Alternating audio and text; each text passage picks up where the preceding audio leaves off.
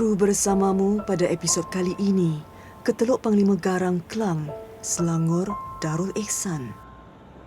Destinasi kami adalah sebuah rumah di Taman Perwira untuk bertemu dengan saudara Zaki Yahya yang telah menetap hampir 12 tahun di sini. Dia merupakan anak jati di sini dan amat dikenali oleh jiran tetangga dan penduduk setempat. Zaki Yahya, 49 tahun, merupakan seorang pesakit kanser pangkal hidung tahap 4 yang kini beransur pulih. Selepas 4 tahun berjuang melawan kanser, pelbagai dugaan dan cabaran untuknya meneruskan kehidupan seperti insan yang lain. Rekod rawatan dan perubatan ada disimpan untuk rujukan di masa depan. Tempoh rawatan yang lama ini benar-benar memberi kesan yang mendalam terhadap dirinya. Sewaktu itu saya berada di Miri, Sarawak, bertugas di sana. Kemudian saya telah disahkan sebagai seorang pesakit kanser, NPC kanser, pangkal hidung, tahap 4. Di mana sewaktu itu saya mengalami simptom-simptom yang lemah badan, selalu demam dan juga mempunyai bengkak di leher. Kemudian saya balik ke Semenanjung untuk meneruskan rawatan di Pusat Kanser Negara dan Hospital Putrajaya. Di sana saya telah pun menjalani rawatan pada tahun 2017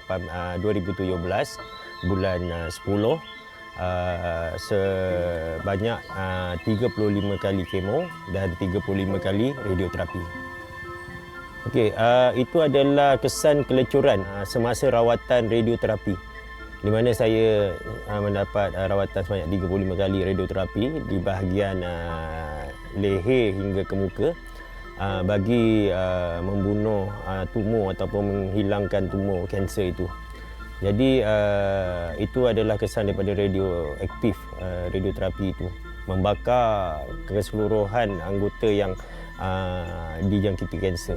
Memang sedih lah. Akak yang selalu cuci kan dia punya yang terbakar tu. Kita pun, ya Allah, kita kena adjust sikit pun macam mana terasa. Ni terbakar. Kalau bila cuci dia, memang dia sakit sangat lah. Masa akak cuci kat belakang tu, akak pun menangis lah. Tak sampai hati. 5 hari dekat hospital, lepas tu balik, dia akan lemah. Kalau dah banyak kali buat tu, dia macam pedih. Tangan dia ke badan dia semua. Kita nak kena papah dia masuk ke bilik. Macam dalam beberapa hari balik rumah tu, kita tak boleh kongsi sama dengan bilik air dengan dia. Cawan yang dia pakai, pinggan ke baju pun basuh asing. Penyebab ataupun terjadinya kanser pada diri saya sendiri, antara kemungkinannya adalah dari segi pemakanan yang saya sendiri amalkan. Mungkin itu antara penyumbang di mana berlaku ataupun terjadinya kanser tu aktif pada diri saya. Siti Aisyah Ismail, 46 tahun, telah mendirikan rumah tangga lebih 29 tahun bersama Zaki dan mereka dikurniakan 5 orang cahaya mata. Kini, hanya anak bongsu iaitu Nur Nilam Izani, 13 tahun, yang masih bersekolah, manakala yang lain telah menjalani kehidupan sendiri. Rutin pada hari biasa, Siti akan menyediakan makanan tengah hari sambil menanti anaknya pulang dari sekolah. Mudah dan sederhana, inilah yang diamalkan Siti bagi menjaga pemakanan keluarga. Turut tinggal bersama pasangan ini ialah ibu dan bapa Siti Aisyah yang telah lanjut usianya. Dan juga saya menjaga ibu dan bapa mertua saya. Mana bapa mertua saya ini ada pesakit buah pinggang kronik dan juga kurang penglihatan, berumur 83 tahun, dan juga ibu mertua saya yang uzur yang berumur 73 tahun. Saya perlu kuat untuk menjaga mereka, kerana bagi saya kesakitan dan penderitaan yang saya alami sehingga kini saya cuba sembunyikan, dan kerana mereka lah saya menjadi kuat untuk meneruskan kehidupan saya ni. Saya masih menderita dengan kesakitan. Saya sering diserang sawan, saya sering kekejangan dan tidak boleh melakukan sesuatu pekerjaan itu secara rutin. Jadi itu semua mengganggu kehidupan. Orang kata hari-hari jaga mak dengan ayah, cakap itu orang kata rutin kita kan, tanggungjawab kita jaga suami yang sakit, nak uruskan anak-anak.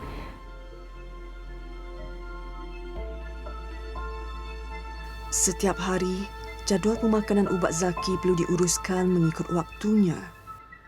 Kesan rawatan yang lalu masih lagi dirasai Zaki walaupun kini semakin beransur pulih. Simptom yang selalu menyerang ialah kekejangan saraf pada anggota badan dan biasanya dia akan merasainya dalam keadaan berbaring sehingga kesakitan itu reda. Bekalan ubat ini diperolehi setiap bulan dari klinik yang berdekatan dengan rumahnya. Bila ubat saraf tu ataupun dipanggil vitamin saraf ni adalah untuk mengekalkan saraf kerana saraf di badan saya dah rosak sewaktu kemo. Jadi antara kesan-kesan kemo ialah saraf di tangan, di kaki dan setiap anggota badan saya ni tidak stabil lagi. Dan senang kata tak elok. Jadi ia boleh menyebabkan saya kekejangan, ia akan menyebabkan saya dan saya kebas di tangan, kaki, pinggang. Pagi macam pukul 8 bagi dia sarapan. Lepas tu bagi ubat dia saraf dia. Bila malam ubat usus dia. Kalau itu pun usus kalau dia membuang macam darah baru bagi ubat usus. Kita sentiasa masih ada dekat dengan dia. Bila rasa sakit tu, yalah kita cakap dengan dia, bang sabar, abang sakit, tak apa. Kita sebagai isteri ada di sisi abang.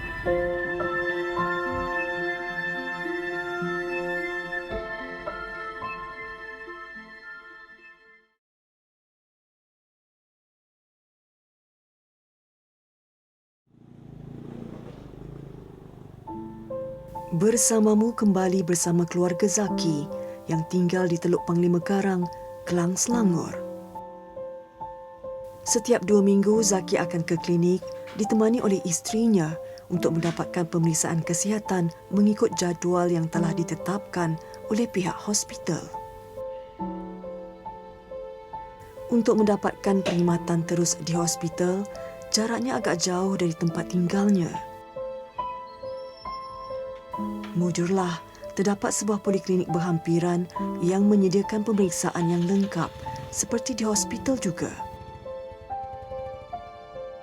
Biasanya, dia akan menunggang motosikal bersama isterinya menuju ke sana.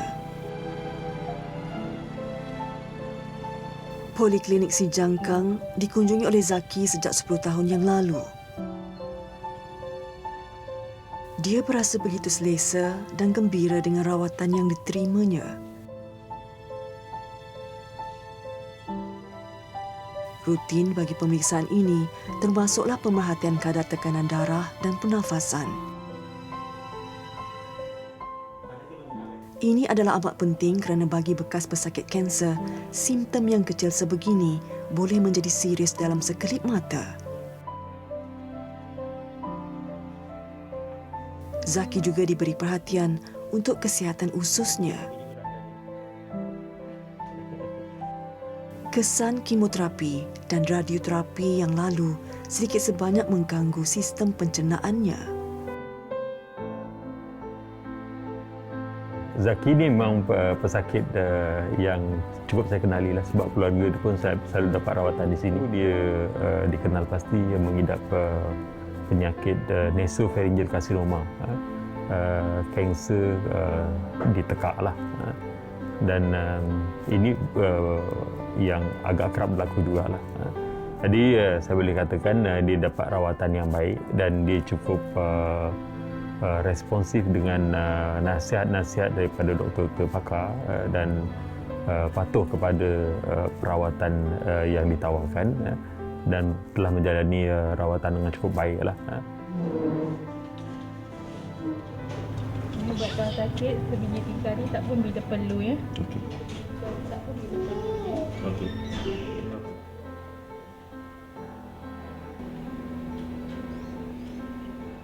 Selepas kehilangan pekerjaan akibat kanser kira-kira 3 tahun yang lalu, kini Zaki mampu bangun dan cuba untuk mencari rezeki bagi keluarganya. Di syarikat Top Body Auto Garage ini, yang juga milik rakan dan kenalan lamanya, Zaki membantu dalam menguruskan bahagian operasi.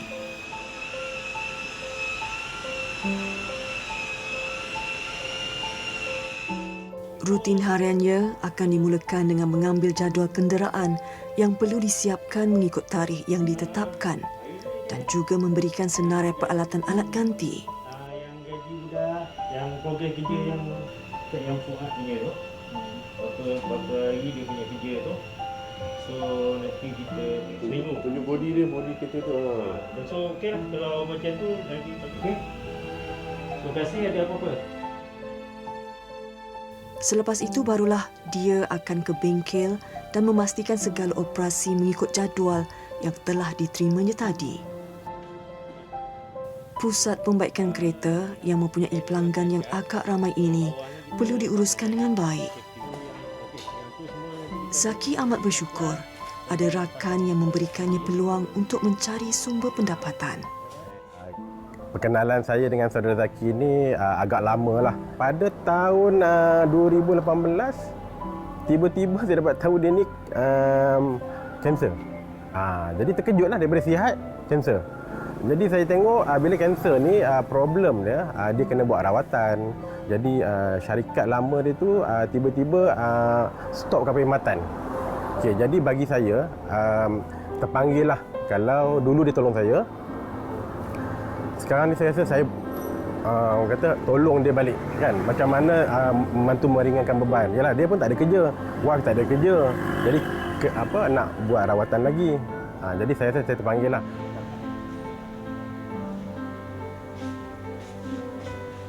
Memang agak mencabar dan juga sebagai seorang pesakit kanser yang hilang sumber pendapatan, pekerjaan dan tiada apa-apa bantuan sewaktu itu. Walau bagaimanapun saya telah mendapat bantuan daripada Pusat Zakat Selangor, di mana Pusat Zakat Selangor telah pun memberi bantuan perubatan sebanyak RM200 sebulan. Saya menggunakan simpanan yang ada untuk saya meneruskan kehidupan dan juga rawatan. Sehinggalah saya sendiri kehabisan simpanan dan sebagainya. Jadi itulah saya pun membuat kerja-kerja kecil, kerja otomotif, membaiki peralatan elektrik dan elektronik yang mengikut kemahiran yang saya ada. Sambil itu membuat kerja-kerja pendawaian yang saya mampu untuk saya lakukan.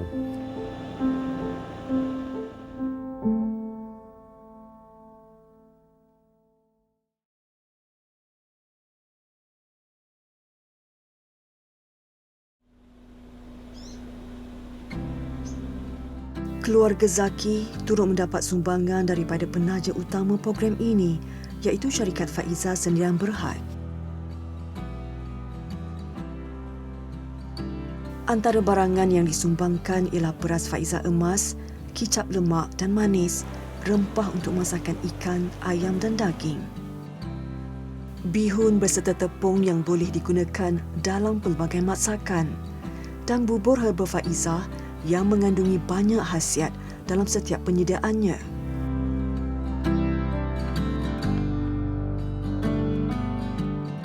Bagi Siti, bubur Faiza ini amat sesuai dijadikan juadah untuk minum petang hari ini, terutamanya kepada ibu dan bapanya yang sudah lanjut usia.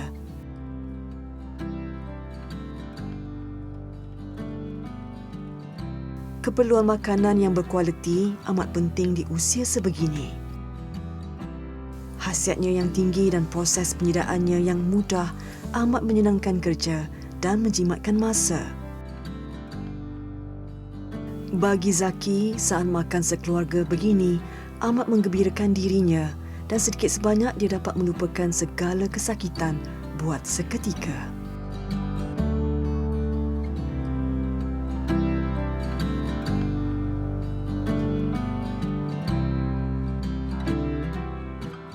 Lalu cakap dengan dia, abang kena reda lah. Kena reda, lepas tu kita cakap dengan anak-anak pun jangan bagi abang putus semangat lah. Fizikal saya sekarang ni dari segi kekuatan, saya kehilangan kekuatan tu hampir 60%. Saya tidak boleh melakukan kerja-kerja berat. Saya tidak boleh melakukan perkara-perkara yang orang biasa, orang sihat yang boleh lakukan. Jadi itu antara yang harus saya tanggung sehingga kini lah. Akak berdoa je lah selalu, minta abang moga dia cepat sembuh, bagi kekuatan pada dia. Moga berdoa je untuk kita diperluaskan rezeki untuk masa depan kita. Tabah dan cekal yang dapat didoakan kepada Zaki sekeluarga dalam meneruskan kehidupan ini. Ujian demi ujian silih berganti datang menguji. Namun perhatian kepada keluarga turut diutamakan demi menjadi insan yang bertanggungjawab. Semoga Zaki terus sembuh dan menjadi inspirasi kepada pesakit kanser yang lain untuk terus berjuang tanpa mengenal erti putus asa. Bersamamu minggu ini menyelami kisah 6 buah keluarga di 4 buah negeri. Keluarga Aminah Indra Abdullah di Negeri Sembilan. 3 buah keluarga di Negeri Selangor, iaitu keluarga Robiah Said.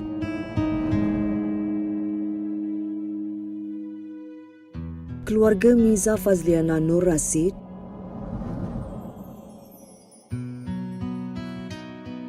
Dan keluarga Mat Rosli Awang Ismail. Kembara ke negeri Pantai Timur, sebuah keluarga di negeri Kelantan, iaitu Nurul Akmal Hakimi Zulkifli. Dan di negeri Terengganu, keluarga Nur Asli Zawati Mazlan. 3 keluarga di negeri Johor, keluarga Siti Suhana Misdi.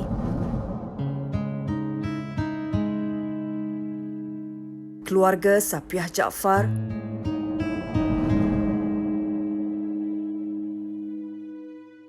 Dan keluarga Edal Muhammad Yusof. 2 keluarga di Negeri Sembilan, keluarga Siti Salmah Mahmud.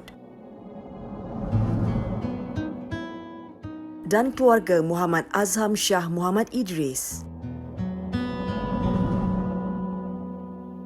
1 keluarga di Negeri Selangor, keluarga Sabariah Syari. Dan 1 keluarga di Negeri Kedah, keluarga Wahidah Abdullah. Bersama kita menghulurkan bantuan kepada mereka yang memerlukan. Hulurkan tangan, ringankan beban. Berbumbung